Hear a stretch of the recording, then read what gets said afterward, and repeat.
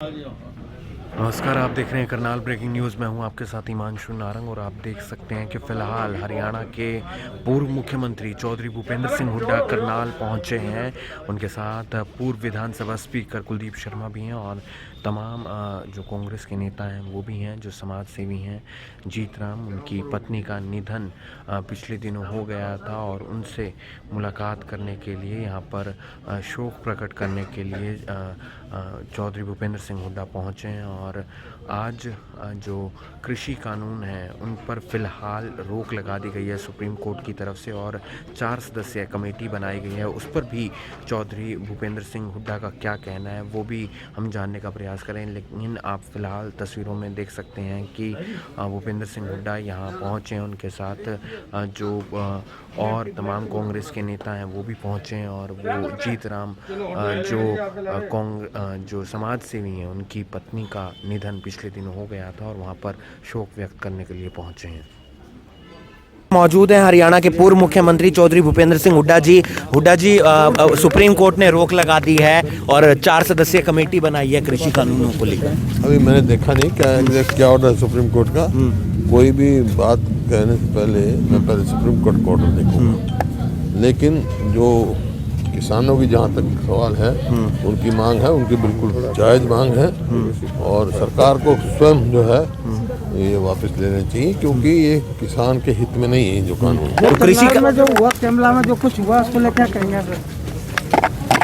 मैंने पहले भी कहा है कि सरकार को टकराव नहीं करना चाहिए। जब 15 तारीख तय थी किसानों की और केंद्र सरकार की बात करने में, तो उसके बाद क्या जल्दी थी? उनकी इंतजार करनी चाहिए थी और सरकार को टकराव किसान नहीं करना चाहिए। इस टाइम ये परिस्थिति गंभीर है। सर, आपको क्या लगता है सर, अगर ये कृषि कानून पर रोक लगा दी है तो किसानों को उठ जाना चाहिए वहाँ से? मैं देखूंगा क्या ऑर्डर आदेश। सर, 10 जनवरी को मुख्यमंत्री जी ने प्रेस कॉन्फ्रेंस की, उसमें कहा था कि कांग्रेस किसानों को उकसाने का काम कर रही है।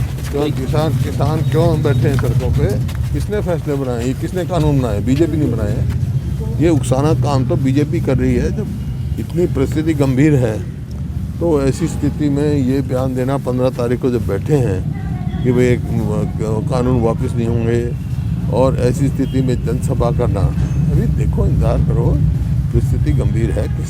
लोगों ने चुन के भेजी हरियाणा सरकार, उनको यहाँ के लोगों का साथ देना चाहिए। गवर्नर से मिलने जाएंगे। यहाँ सभा करने की वजह अगर दिल्ली में केंद्र सरकार पे अपना प्रभाव डाल के फैसला करवाएं। वो उन्होंने कल ये भी कहा है कि जो कांग्रेस नेता हैं वो भड़काने का काम कर रहे हैं किसानों को। भड़काने तो वो बीजेपी वाले कर रहे हैं, भड़काने वाली बात, उकसाने वाला काम कर रहे हैं। किसान आंदोलन बिल्कुल शांति प्रिय और अहिंसा के हिसाब से चला, ऐसा आंदोलन मैंने कभी देखा नहीं है। तो उसको मतलब भड़काने का, उकसाने का कोई काम ऐसा नहीं करना चाहिए जो अराजकता में। अभय चौटाला ने इस्तीफा भी भेज दिया है, आप किस तरीके से देखते हैं? मेरा आज का था कोई सवाल ए और बी का सी का नहीं है। विश्वास पत्र जो दिया है हमने, नो कॉन्फिडेंस मोशन जो आएगा सेशन में, तो अगर कोई इस्तीफा देता है, एक वोट कम होती है, तो वो बीजेपी का फायदा करता है।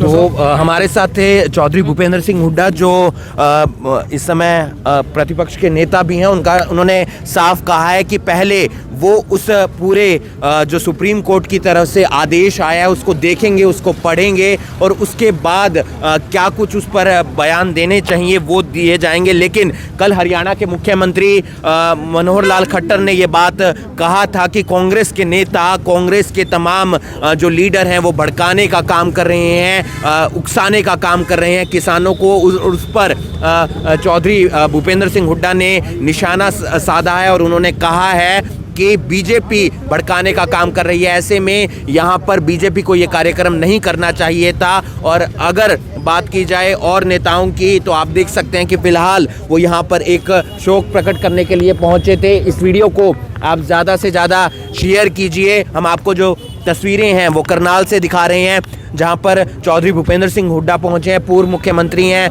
हरियाणा के तमाम विषयों पर उनसे सवाल किया गया। आज सुप्रीम कोर्ट से अभी फैसला भी आ गया है, जो कृषि कानून हैं उन पर रोक लगा दी गई है। एक 4 सदस्यीय कमेटी बना दी गई है। अब सरकार का आगे इस पर क्या रुख रहता है, किसानों का क्या रुख रहता है, वो भी बात देखने वाली होगी, क्योंकि किसानों की तरफ से ये जरूर कहा जा रहा था कि वो ऐसे आंदोलन में नहीं उठेंगे। और फिलहाल जो तस्वीर सामने निकल कर आई है सुप्रीम कोर्ट से, वो ये निकल कर आई है कि कृषि कानूनों पर रोक लगा दी गई है और साथ ही साथ 4 सदस्यीय कमेटी बनाई गई है।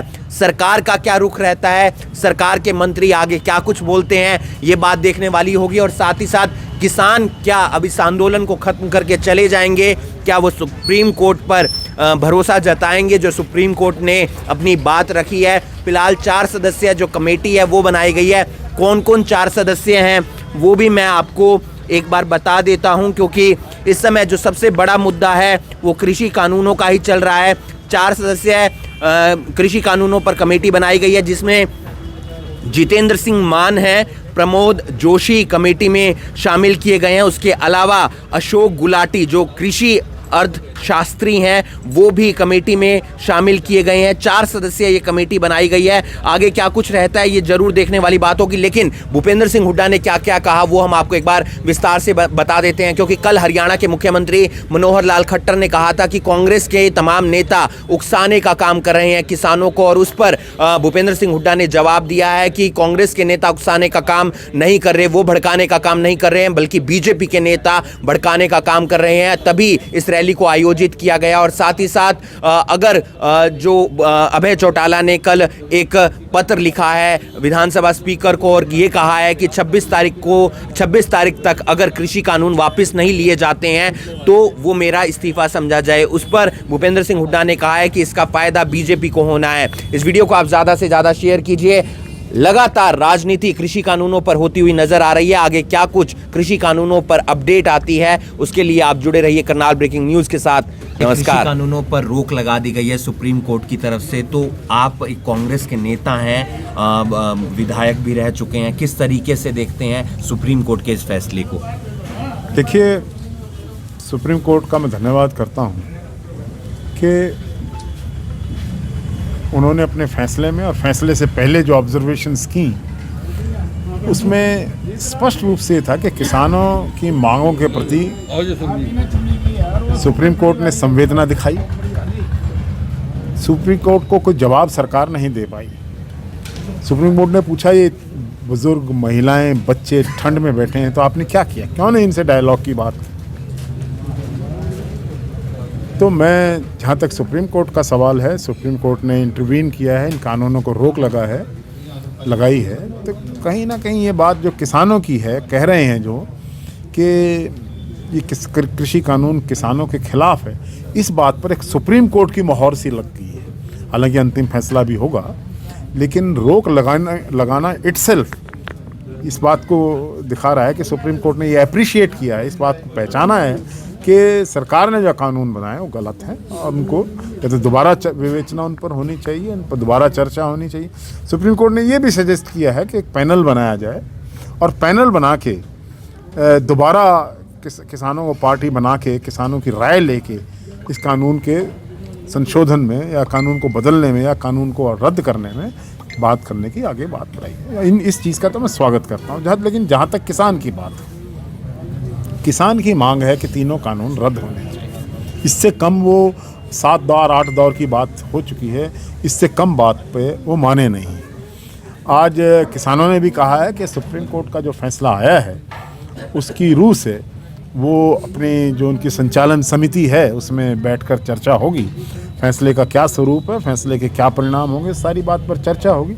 लेकिन सरकार समझ नहीं आ रहा इतना जिद पर क्यों अड़ी है। सुप्रीम कोर्ट के फैसला आने के बाद भी, सुप्रीम कोर्ट का इतना सरकार को प्रताड़ित करने के बाद भी सरकार इन कानूनों को वापस नहीं ले रही है। दोबारा भी बनाने हैं तो दोबारा बना सकती है, कौन रोक सकता है? सरकार नए स्वरूप में ला सकती, इनको वापस लेना चाहिए। और किसान इस बात पर अगर अड़े हैं, इतना जो 48 दिन से वहाँ पर खड़े हैं, बैठे हैं और संघर्ष कर रहे हैं, मर भी गए, इतनी कुर्बानियाँ हो चुकी हैं, शहीद हो चुके हैं लोग, तो उस बात का आज के दिन सुप्रीम कोर्ट के इस ऑर्डर को देखते हुए सरकार को अपनी हठधर्मिता छोड़कर तुरंत कानून को रद्द कर देना चाहिए तीनों को, और किसानों से चर्चा करके दोबारा नए कानून की संरचना अगर करना चाहती है सरकार करे। जिस दिन पूरा कैमले वाला घटनाक्रम हुआ उस दिन हरियाणा टकराव पर अड़ी हुई है। देखिए, जब किसान आंदोलन की राह पर थे और माननीय मुख्यमंत्री जी ने ये कैमला गांव में कार्यक्रम रखा, उसका एक साफ संदेश था कि सरकार कन्फ्रंटेशन चाह रही थी, सरकार ऐसी राह पर चल पड़ी थी जो एक सरकार को नहीं चलना चाहिए। किसान अपनी मांगों के लिए आंदोलन किया, आज तक उसमें एक परसेंट भी कोई हिंसा नहीं हुई, कोई शाब्दिक हिंसा को भी नहीं देखा हमने। ऐसी परिस्थिति में चीफ मिनिस्टर का ये जिद करना कि मैं अगर महापंचायत कर रहे थे तो बुलाते, इनसे ही जो आंदोलन पर बैठे हैं उनसे ही बात क्यों नहीं कर लेते, आप महापंचायत कर। और वहाँ पर गांव के लोगों को लाठियां देकर उन्होंने जिस प्रकार हिंसा भड़काने की कोशिश की है, भारतीय जनता पार्टी के लोगों ने खुद हिंसा को भड़काने में ये जो कुछ भी हुआ है इसके लिए स्वयं सरकार और भारतीय जनता पार्टी, उनके विधायक और उनके कार्यकर्ता और उनके समर्थक लोग जिम्मेवार हैं। सर, कैमला गांव में जो महापंचायत रखी उसको किस नज़रिए से देखते हैं कांग्रेस? रखनी नहीं चाहिए थी, कन्फ्रंटेशन नहीं पैदा करनी थी, सरकार को समझना चाहिए था किसान नहीं चाहते। और फिर महापंचायत किसके साथ रख रहे हो? आंदोलन तो किसान कर रहे हैं, आप एक बंद कमरे में पंचायत कर रहे हो, दिस इज नॉट गुड। इन्हीं से बात कर लो ना। बस्ताड़ा टोल पर बैठे थे, मुख्यमंत्री आते कहते हैं मैं आ गया आपके बीच में, बोलो क्या प्रॉब्लम है। इनसे तो बात करते नहीं है जो आंदोलन कर रहे हैं, अपनी पंचायत बनाना चाहते हैं, तमाशा बनाया, उकसाने का काम कर रही है। उकसाने का काम कर रही है। कल हरियाणा के मुख्यमंत्री ने ये बयान दिया कि कांग्रेस के नेता उकसाने का काम कर रहे हैं। मेरा ये बयान है कि भारतीय जनता पार्टी के नेता इस आंदोलन के स्वरूप को बदलने के लिए, भ्रमित करने के लिए, इसका रास्ता बदलने के लिए इस प्रकार की चाल चल रहे हैं कि ये कहीं हिंसक हो जाए। तो ये टकराने की परिस्थिति जो बन रही है, उकसाने की परिस्थिति जो बन रही है, सरकार बना रही है, भारतीय जनता पार्टी बना रही है। 900 आदमियों को केस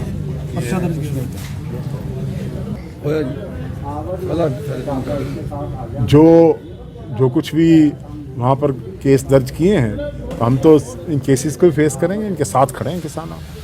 दुष्यंत चौटाला को किस तरीके से देखते हैं? फिलहाल उनका कोई बयान नहीं आता हुआ नजर आ रहा है। किसानों पर जब लाठीचार्ज उन्होंने कहा हुआ था पीपली में, तो उन्होंने कहा था कि इस पूरे मामले की जांच करेंगे, लेकिन यहाँ पर फिलहाल 900 किसानों पर केस दर्ज हो गया है। दुष्यंत चौटाला के बारे में मैं कोई कमेंट करूं उससे पहले आज माननीय विधायक अभय चौटाला जी का बयान छपा है। उसमें लिखा है उन्होंने कि ये हमारे परिवार पर, मेरा ये चाचा रंजीत सिंह और ये कलंक है, देवीलाल जी के नाम पर कलंक हैं ये लोग। तो जब उनके परिवार के लोग कह रहे हैं इतनी बड़ी बात, तो मैं अपने मुंह से क्या कहूँगा? उनको खुद नहीं पता। जो लोग किसानों के मसीहा होने का दावा करते हैं, चौधरी देवीलाल के वंशज होने का दावा करें, और आज किसानों पर लाठियां चल रही हैं, किसानों को बर्बाद करने की कोशिश हो रही है, और वो लोग चुप बैठे हैं। ठीक, बड़ी मुश्किल से राज में साझा मिला है, राज की खाज मिटा रहे हैं। सर, अभय चौटाला का इस्तीफा की बात हो रही है सर। अभय चौटाला का इस्तीफा नाटक है। अभय चौटाला अगर सरकार के खिलाफ है तो कांग्रेस अविश्वास प्रस्ताव लेकर आएगी, सरकार को गिराने में हमारा सहयोग दें। वो तो सरकार की मदद कर रहे हैं, एक वोट घट जाएगी। शुक्रिया सर।